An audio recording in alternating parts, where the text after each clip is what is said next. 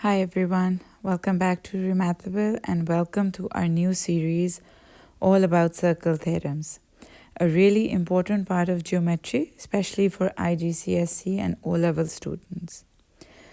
To help you learn it step by step, I've broken down this topic into 3 separate videos. First, we will cover the tangent and chord properties, including facts like a tangent meets a radius at 90 degrees and more.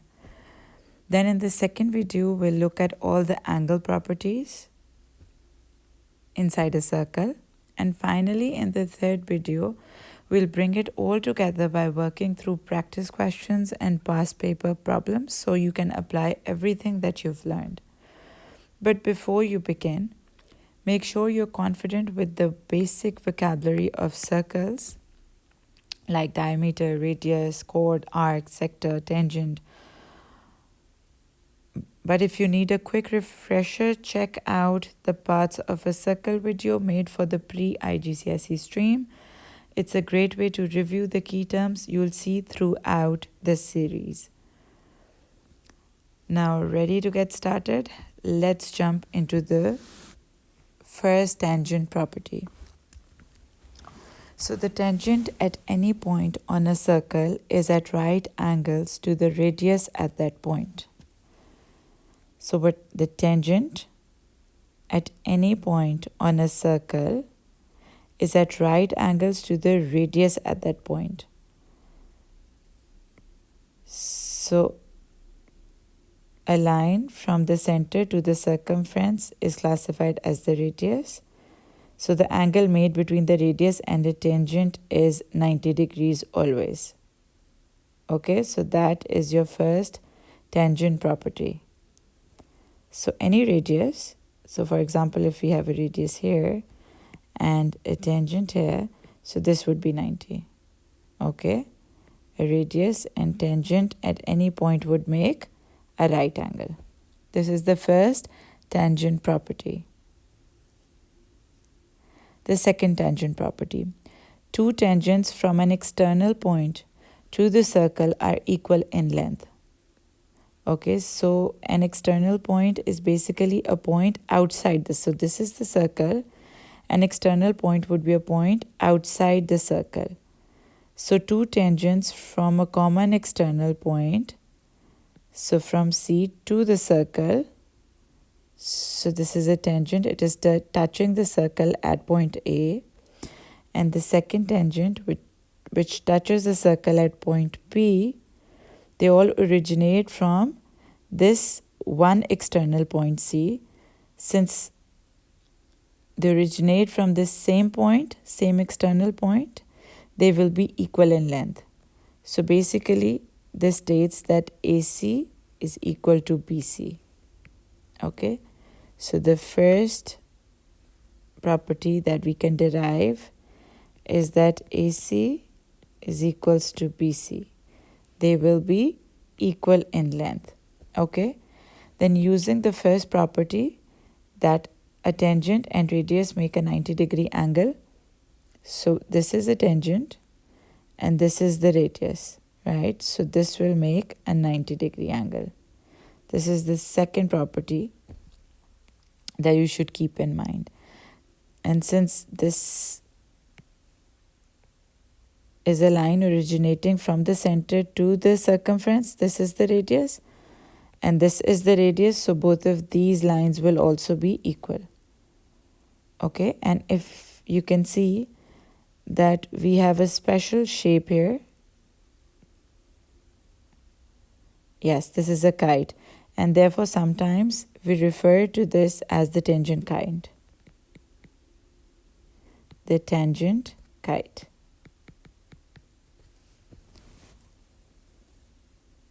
Okay.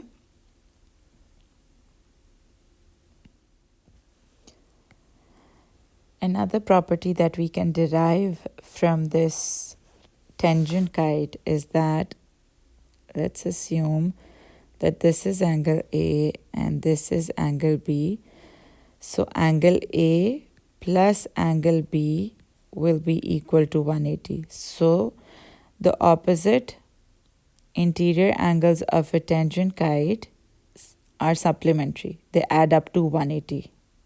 Okay, so the 90 plus 90 is 180, and A plus B is going to be 180 as well. Now the third tangent property. So the line joining the external point, which is point C here, to the center of the circle. Let's label the center as well for our clarity. So let's mark center with O. Okay, so the line joining the external point C to the center of the circle bisects the angle between the tangents. Before that, what does bisect mean? It means to divide into equal parts. Okay, so since this angle was angle A and this was angle B, this line is going to bisect the angles, which means this angle is going to be A divided by 2. This is going to be A divided by 2. This is going to be B divided by 2. And this is going to be B divided by 2. Okay. So basically this line divides the angle or bisects the angle basically. Divide them equally.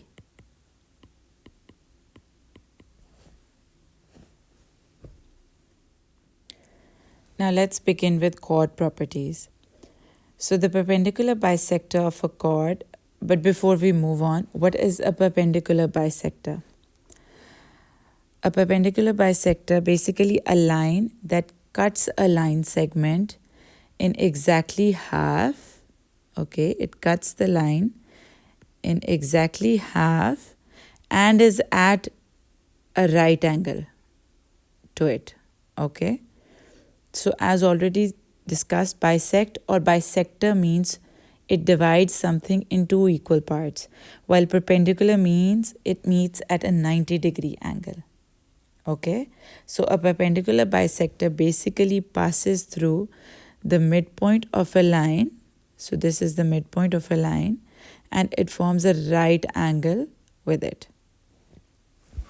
Okay, I hope a perpendicular bisector is clear.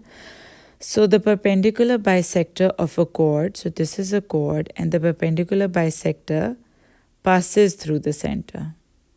Okay, so the perpendicular bisector of a chord will always pass through the center of the circle. Another variant of the same property is that a line that passes through the center and is perpendicular to a chord. Okay, so they're saying that a line which passes through the center and is perpendicular to a chord bisects the chord. So basically, if they're just telling you that there's a chord and a line is perpendicular, a line which passes through the center is perpendicular to the chord, then you can safely assume that these two parts will be equal. Similarly, a line joining the center of the circle to the midpoint of a chord is perpendicular to the chord. So a line that passes through the center joins the midpoint of a chord. Midpoint means that the chord is divided into two equal parts already. Okay, so the center and midpoint, if joined together, will be perpendicular to one another.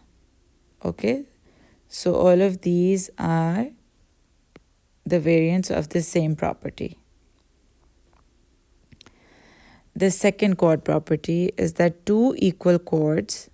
So if there's a circle and they tell you that AB is equals to CD, so if this is given to you, that AB is equals to CD, which means that the two chords are equal, then you can safely assume that they are equidistant from the center, which means that their distance from the center is also the same.